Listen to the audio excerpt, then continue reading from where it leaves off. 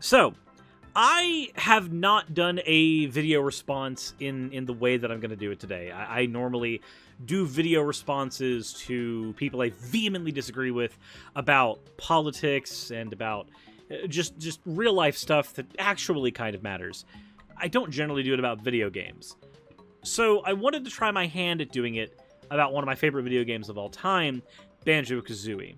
There's a YouTuber named Jeremy Klinger, and I will provide a link to his channel for you to go subscribe, because he's otherwise a great YouTuber. But we have a disagreement when it comes to Banjo Kazooie, and I wanted to go ahead and voice that disagreement and take a look at his video. Unlike the more heavy-handed stuff that I cover on my main channel, I want this to be more of a dialogue, a back and forth, and more friendly banter than anything.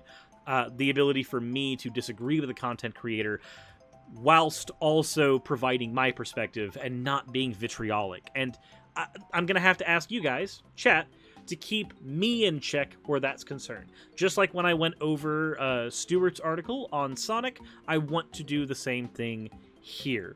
So, let's go ahead and go over the video. Banjo Kazooie is a game everyone seems to remember fondly, and of the plethora of collectathons and platformers of the time, it stands out as the best of the best, and even represents them in Smash. I couldn't get into the game for the longest time. I tried multiple times, but just got bored and quit. I eventually forced myself to after you guys said I should do a Let's Play of the game, and I slowly started to have a good time with it. Then 10 episodes later, I can't bring myself to play further in the game. But why is that? What's so wrong with the game? Well, the biggest problem I have with the game is simple: the absurd amount of forced backtracking and artificial lengthening. But let's look. Alright, so he says forced backtracking and artificial lengthening is one of his issues. I'm gonna be honest, I don't actually find much artificial lengthening in the game. And as far as forced backtracking is concerned, I can only think of a handful of instances. So, in Freeze Easy Peak, there is a move that you can get that is required to get one singular Jiggy in Gobi's Valley, and in Gobi's Valley, there's a move you can get that is required to get a singular Jiggy in Freeze Easy Peak, and a singular Jiggy in Bubble Gloop Swamp. That is the only instance of forced backtracking I can think of in the entire game. But continue. Slow down. For those who haven't played the game, Banjo Kazooie is a collectathon video game for the Nintendo 64 where you explore numerous small worlds looking for Jiggies and notes. To progress in the game, you need X amount of notes to open a certain door and unlock a new section of the hub world, and Y amount of Jiggies to fill in a puzzle and unlock a new level. Yep. So yeah, that's pretty standard stuff. It is pretty standard stuff. It's not very outside the norm for collectathons at that time.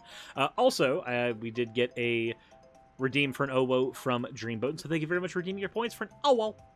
OWO.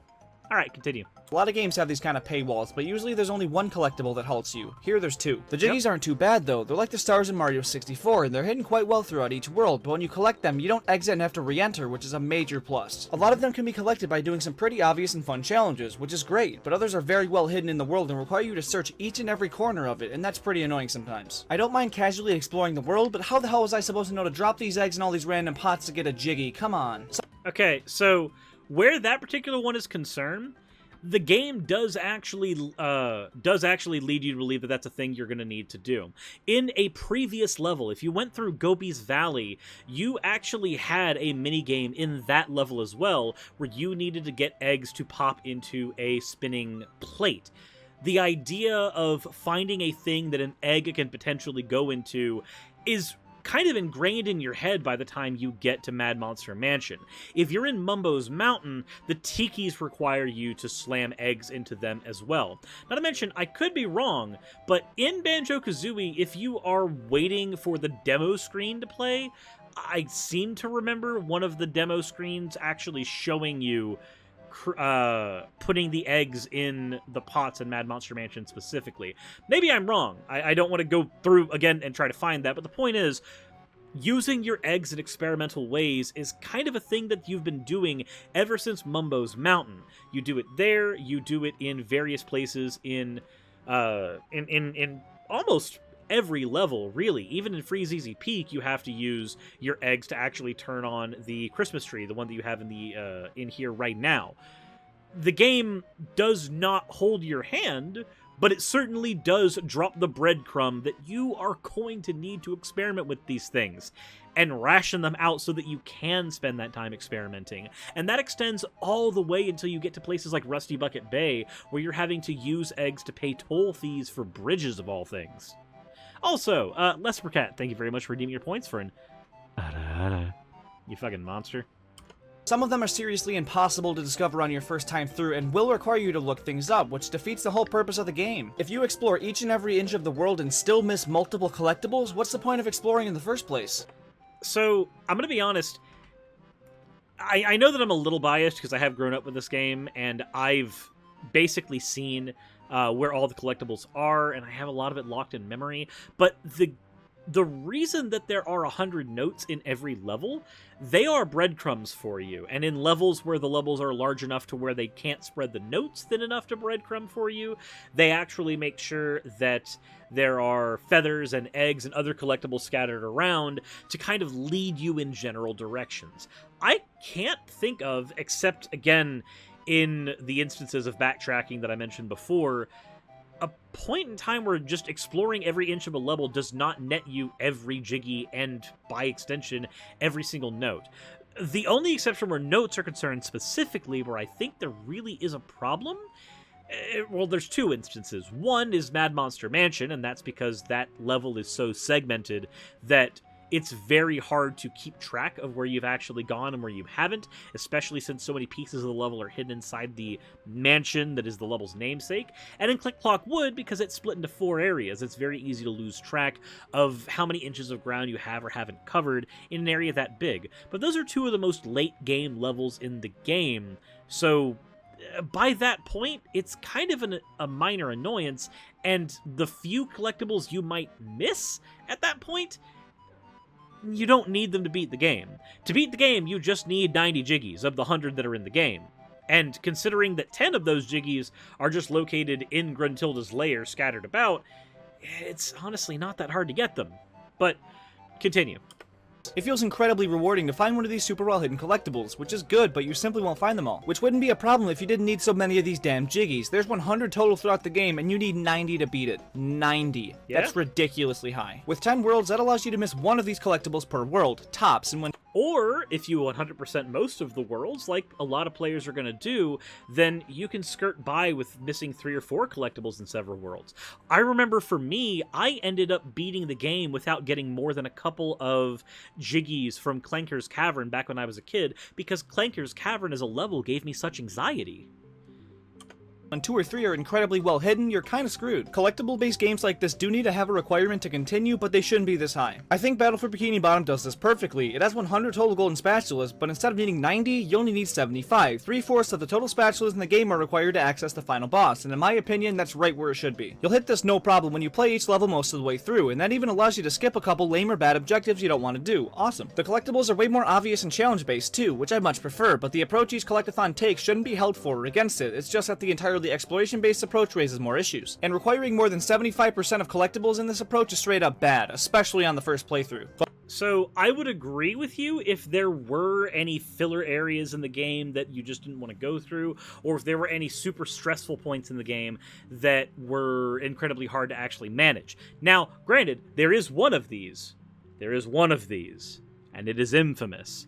And it is the one point where I can agree that sometimes the game can be a little too strict, and that's the oil room in Rusty Bucket Bay. In fact, actually, when I was going through the game on stream, the oil room killed me about 5 or 6 times. So I had to end up adapting a strategy of just doing the oil room first, so that if I ended up dying, well, I'm just doing it again. But if I got any collectibles in the level before the oil room, well, that was on me for doing it that way. And that's a thing that after the first time you die, you'll kind of just accept you need to do. Take care of the hard parts first, and then breeze through the easy parts later, because when you die, if you're playing the N64 version, you kind of lose all your Jiggies. But the magic of the game should be exploring the worlds, which is way less appealing once you've already explored them, so as you have a better experience finding the collectibles, exploring is less fun, leaving each playthrough equally mundane. Okay, so what about the notes? Well, these are way more generously scattered around each world, like the shiny objects in Battle for Bikini Bottom, and they're pretty fun to collect and do further incentivize you to explore, but there's one tiny thing that makes me hate them. When you die in an area, the count resets to 0, your note score is recorded, and all notes are put back in their original place. So I do kind of agree with this point, and it is an issue that I ran into back when I was a kid a lot, and it was one of the things that made me like Banjo Tooie more as a kid. Here's the thing though, as an adult, when I go through Banjo Kazooie, I generally complete it pretty much 100% now. I don't mind the collectibles being the way that they are. Like I mentioned, you end up having to adapt some strategies, especially in places like Rusty Bucket Bay, to adapt to the fact that the level will eat your notes away from you when you die. But having the notes pop back in the level, I actually don't think is a bad thing, and here's my reason why. The notes are breadcrumbs. All the collectibles are breadcrumbs. The fact that they are breadcrumbs, and their job is to lead you around the level, you will naturally be following the path of those notes anytime you play through a level. And if you happen to miss a jiggy in a level, you might be searching randomly almost, and having no idea where you need to go. But if you're coming back to that level, those notes do reset, which means your breadcrumbs, your guideposts that tell you where to go, are still there. And they will still lead you in the directions you need to go to complete the game. This is a point where I do have disagreement. On the one hand, or a halfway disagreement. On the one hand, yes, it is brutal that dying subtracts your note score completely and you have to restart it. But on the other hand, the fact that the notes are still in the level when you come back makes for easy guideposting. It makes it much easier to walk through that level and get the things that you need. Now, there is an improvement I would make here, and that is if there were ghost notes. So whenever you died in the level and came back, notes you had already collected would be put up as ghost notes, where you can still see them and they can still breadcrumb you around, but you don't have to collect them to get your higher note score. But this isn't something that is done in either of the Banjo games, and really, it's a thing that is done on, weirdly enough, in games like Shadow the Hedgehog, now that I think about it.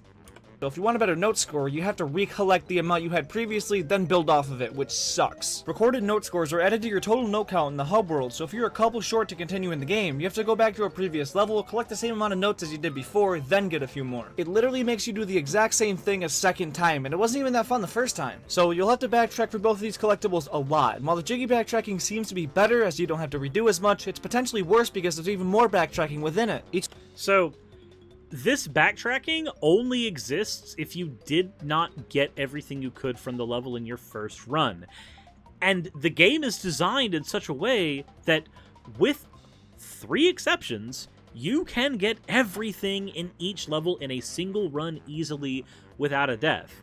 The exceptions being the final minigame in Bubble Gloop Swamp with the crocodile, the pyramid that you have to use the Beak Bomber for in Gobi's Valley, and the final race with Bogey, or Boggle, I can't remember his name, the bear in Freezeezy Peak. Outside of those 3 instances, you can get everything in every level no problem. If you fail to, I'd say that's kind of on you. Like, I don't want to be a dick when I say that, but it is kind of on you. It's not like a game like, say, Rayman, where there are collectibles on a slide that if you don't get those collectibles, then it just sucks to be you and you have to go back and try to manage that all over again. Levels in Banjo Kazooie are not severely vertical outside of Click Clock Wood. They're very spacious. You can just drop in the level and grab everything in a single go and then leave very, very quickly. It might take you maybe about 10 to 20 minutes on most of the levels, not counting things like, say, Rusty Bucket Bay or Click Clock Wood, just due to their immense size.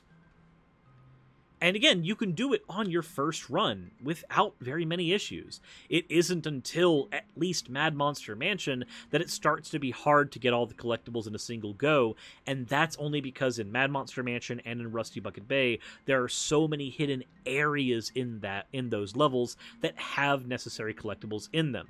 Whereas in most other levels, like Treasure Trove Cove, Mumbo Mountain, even in Clanker's Cavern, to be honest, the majority of the level is in a single location, and it's very easy to grab everything at once. Even when you go indoors, so to speak, in Clanker's Cavern, it's still one giant location that you're able to swim around and collect practically everything in.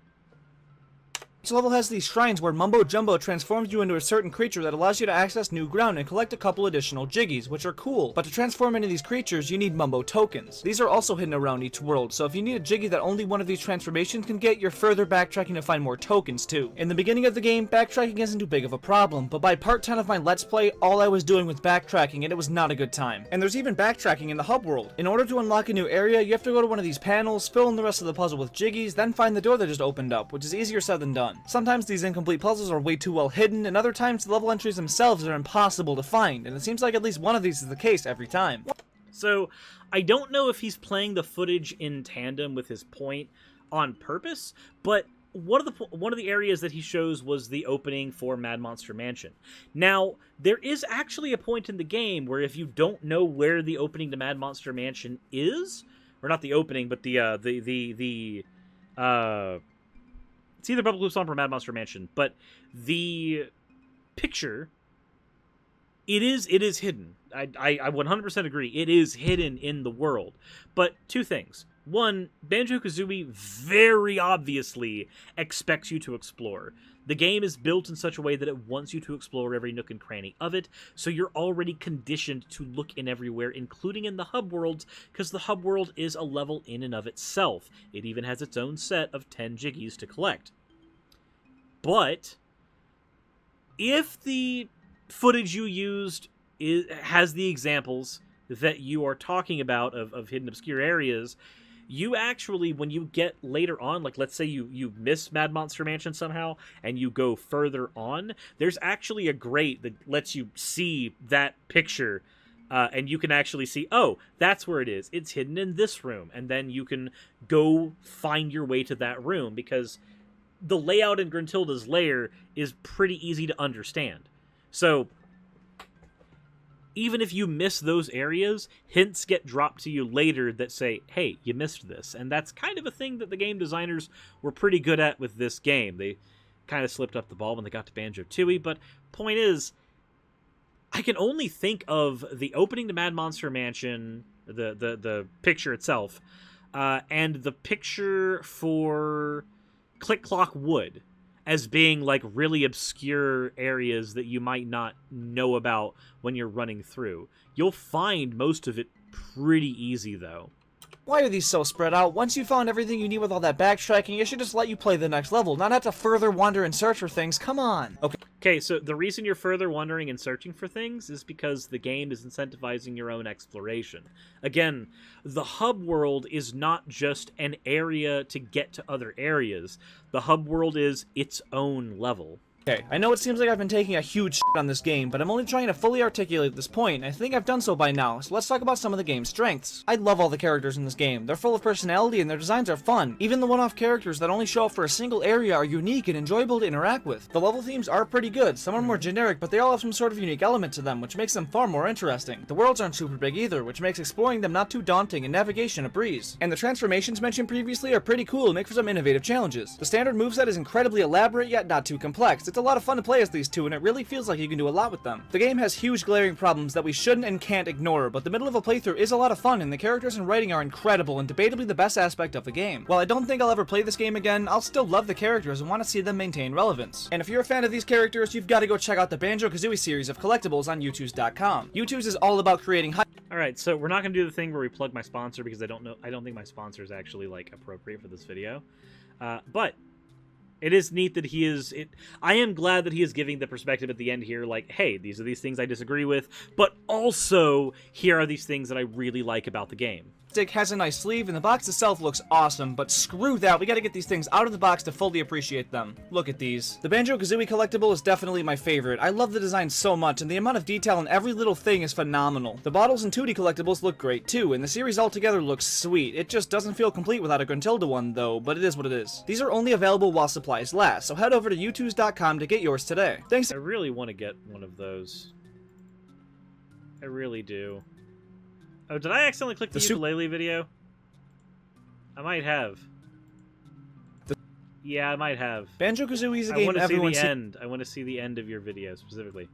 Alright, Let's Play of Banjo Kazooie. You can do so right there. And if you want to watch a similar video to this one, check out my Ukulele and the Imposter. Okay, so it's just the end of the video where he's explaining things. Okay, so let's go ahead and gather our thoughts together here.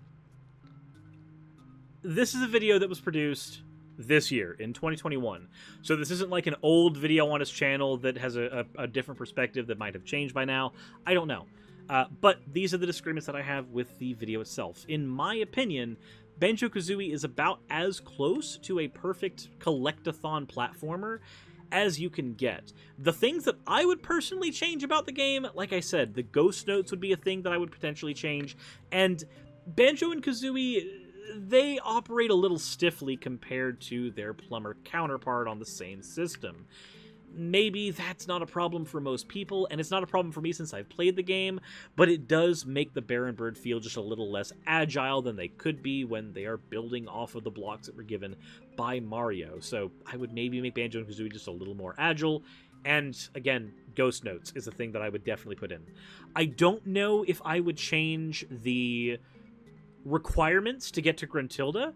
I think that 90 notes or 90 jiggies is perfectly reasonable with how the game is built and programmed.